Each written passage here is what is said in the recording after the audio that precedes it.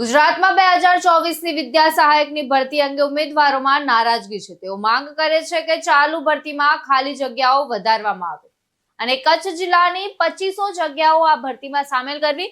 તો આ ભરતી પ્રક્રિયા ક્રમિક એટલે કે પ્રથમ 6 થી 8 અને ત્યારબાદ 1 થી 5 ની કરવી। મોટાભાગના ઉમેદવારોની ઉંમર મર્યાદા ચાલુ ભરતીમાં જ પૂર્ણ થવાના આરે હોય છે, તો ત્યારબાદ જો કચ્છની ભરતી આપવામાં આવશે તો તેઓ ઉમેદવારી કરી શકશે નહીં। ઉપરાંત માનનીય શિક્ષણ મંત્રી શ્રી કુબેરભાઈ ડિંડોર સાહેબ અનેકો વખત ક્રમિક ભરતી અંગે મીડિયા સમક્ષ આવીને બોલ્યા છે, પરંતુ જે વિદ્યા સહાયક ભરતીનો કાર્યક્રમ આવ્યો છે એમાં ક્રમિક ભરતીનો છેદ જ ઉડાડી દેવામાં આવ્યો છે।